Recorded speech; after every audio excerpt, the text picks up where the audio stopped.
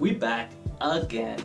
It's your boy with another video. So this week's video is gonna be about how to overcome the feeling of being overwhelmed. That's one thing that I struggled with during this journey. So being overwhelmed, if you don't know already, I'm sure you do, but being overwhelmed is when you have so much on your mind that you just feel like you can't do any of it. It's two reasons usually. One, you don't know how to do it, or two, you know how to do it, but you have so much to do that you just push it all away.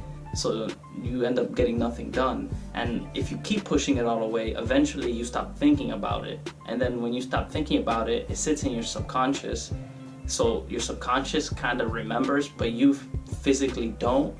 But then you still get those emotions like, oh, damn, I was supposed to do something, but I didn't. And then that stacks, and that keeps going and going and going. And the more overwhelmed you feel, the more anxious you get, the more you push it away, the more you fear the feeling of being overwhelmed. So the more you push it away and the more you shove it to your subconscious, and then eventually you just feel shitty. So I kind of explained that in the last video on how not to feel like that.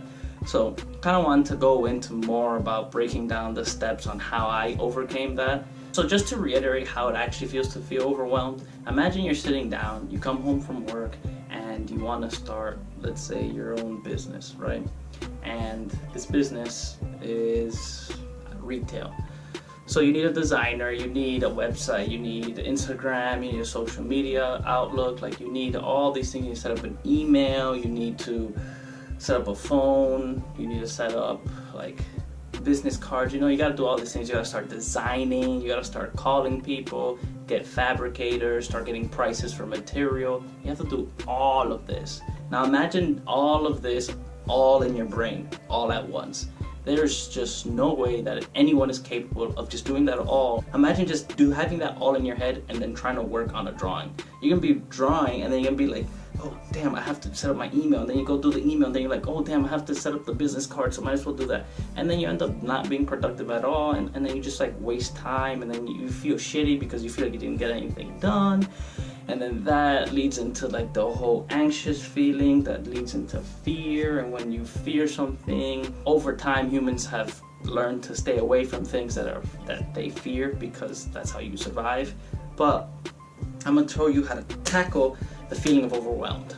So to be quick and simple, the way I deal with being overwhelmed is, I've explained it before, not explained it before, but I have mentioned it before, is I make a lot of like to-do lists or breakdown lists or just summary lists of things that I need to get done. So I'll give you an example personally. So when I wanted to start real estate, I didn't know what to do. So I knew I needed to start understanding how houses are priced. I needed to understand how to fix homes, material costs, and all of this. I needed to get legal advice. I needed to figure out taxes and accounting. I needed to figure out how can I get in contact with real estate agents? How can I contact people who own houses? How do I create my own LLC? Email, phone number, business cards. Like all of this just is impossible to do if you don't have a means to get it all out of your brain, so you can start focusing about the problems at hand. So what I like to do is, the second I start feeling like, I feel like I'm starting to feel overwhelmed or I have a lot of things to do, I get a piece of paper. Personally, I use sticky notes because I like sticking them everywhere, and then I crunch them up as I finish them. It's a great feeling. So you just get a piece of paper, and you have a notebook. I used to use a notepad, and then you start listing down the things you need to do. So I'd go and I'll be like, okay, calm down, Ruben, you got this. Then I start sitting down, and as your brain starts sparking the ideas, like, oh, you need an accountant, I write it down. Oh, you need an attorney, I write it down. You need to start building your real estate contacts, I'll write that down. You need to start getting material prices, I'll write that down. So I'm making this list of like attorney, CPA, material prices, real estate agents, boom, boom, boom, boom, boom, list it all down. Then I like to step back. You can do this right after, but I take a step back, and then I just make sure I got everything out, because you don't want to miss anything either. Sometimes you will, but you want to get it all out at once. And then I look at that list, and then I start breaking down the list into steps on how to achieve that step. So, real estate attorney. How do I find a real estate attorney? Literally, I don't know. I didn't know. I've never spoke to anybody about legal advice, period. I didn't know what to do. So I put Google it. Literally, that's all I did. I put Google it. And I took it one step at a time. So I started with the attorney. Boom, I Googled it. How to find a real estate attorney. Boom, literally a million things on what attorneys do, what they look for, what you should look for. I even got on Yelp. I think I made an Excel sheet of 25 attorneys that I wanted to call and literally just ask them questions. That's all I wanted to do because I don't know what's going on, and they do, and they probably experience. So I just kept asking them questions. I just kept asking and asking and asking, and I called all of them and I asked them all the same questions until I found the one that I liked. And I read up online, I read articles about what attorneys do, how can you utilize them the best, what to look for, etc., etc. After I found my attorney, cross that out, next step, accountant. Boom, Google it. Then I started reading up on taxes, I started watching YouTube videos, started doing X, Y, Z, started doing all these things that had to do with finding a CPA. I made a list of like 15. It was hard to find CPAs and real estate agents real estate attorneys, but it was like 15 to 20. Called them all one at a time. And this is obviously not in one day. I didn't do this all in one day. I did this over the course of 3 months. So it's not the feeling of overwhelmed sucks because you feel like it's such short notice and you feel like you have to get it all done as soon as possible, but you don't. You take your time with it. You take your time with everything. You write it down and you take your time. You indulge yourself in it. You enjoy doing the research, doing the due diligence. You have to enjoy all of that so you can turn that overwhelmedness into productiveness. Because if you feel overwhelmed, that's a good thing. That means you have things that you need to do. Like if you're overwhelmed at work, it kind of sucks because you kind of don't like work, but you gotta get it done because you gotta get paid. But if you're doing it for yourself, like for something you're interested in, it's a great feeling because you know you have to do stuff. So why not do it? Because you enjoy what you're thinking about anyways, so you can just go do it. And you just keep going down the list. How do I find material prices? Literally opened up an Excel sheet and I put what's the price of flooring, what's the price of windows, boom, boom, boom. Then I went to Home Depot, Lowe's.com, basic stuff like that. And it seems very, very simple the way I'm explaining it, because it is. It is simple. Everything that you're thinking about right now can be done. It's really that easy. People like to make things complicated and hard because they like to seem smart. Like if I become a millionaire for real estate and I'm like an egotistic asshole, I'm gonna be like, whoa, you can't do real estate because you have to time the market perfectly and you have to do this, and start making up gibberish terms that literally mean nothing just to make it sound complicated and scare each other people so I can feel like I'm smarter than them. But it's literally simple. It's easy stuff. You're not trying to figure out what the next fiber optic cable is going to be. You're just trying to figure out how to make money. It's easy. I don't want to say it's easy, but it's simple. I'm not saying it's easy, sorry. I'm saying it's simple. You just have to do it. You just have to go and do it. The reason I tried it is because I read the book 4 Hour Workweek, or I listened to it on Audible. I'm not sponsored by Audible, but hopefully one day I will be. That book really changed my life on how to be efficient. Efficiency is key. If you can be efficient, you don't have to spend countless hours doing something. You can just spend 1, 2, 3 hours here, 3 hours there.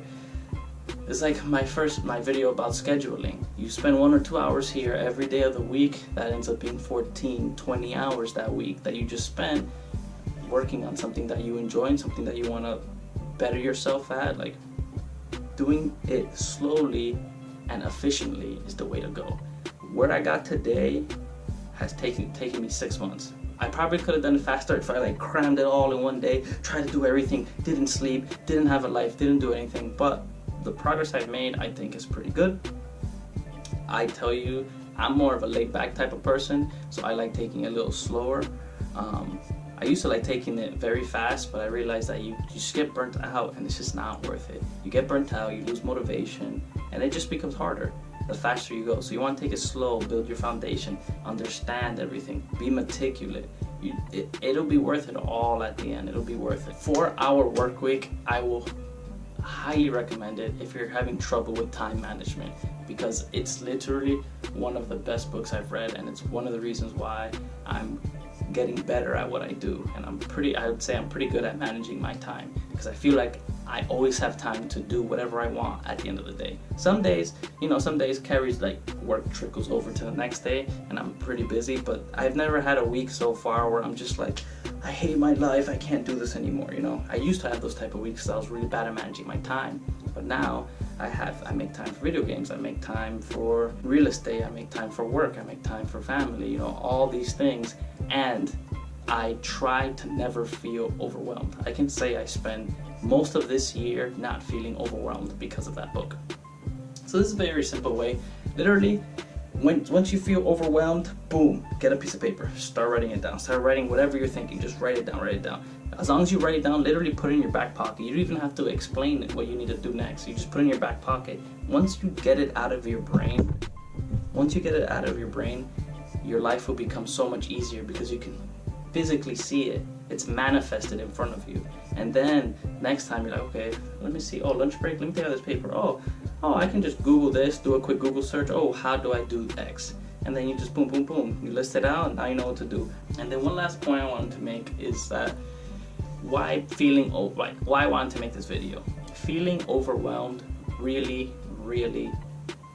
falls into it. It creates a bad habit of pushing everything away, because when you get overwhelmed, your mind gets so convoluted that you don't want to think about whatever you were just thinking of.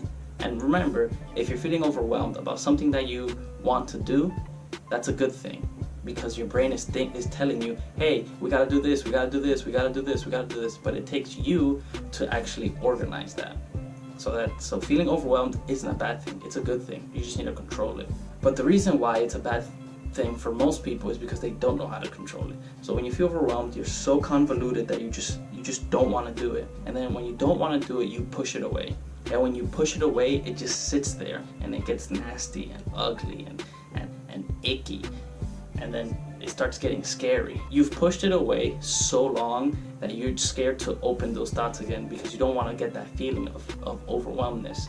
So then you fear it. And when you start fearing things, you need to be brave, obviously, and open that can of worms. That's literally your last time. Once you start fearing what you want to do, that's the last step. If you go beyond that, it's very hard to come out of that, because that fear then becomes depression and it just gets nasty and it's a never-ending spiral.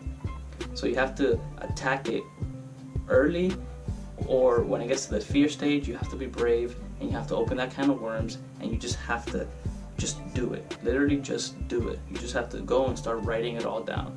I'm telling you, that has changed my life. Like always, share with your friends, like, comment, subscribe. Just remember, I'm here for you. Put anything in the comment section that you have questions on, any suggestions for future videos. That being said, guys, thanks for watching, and I'm off this.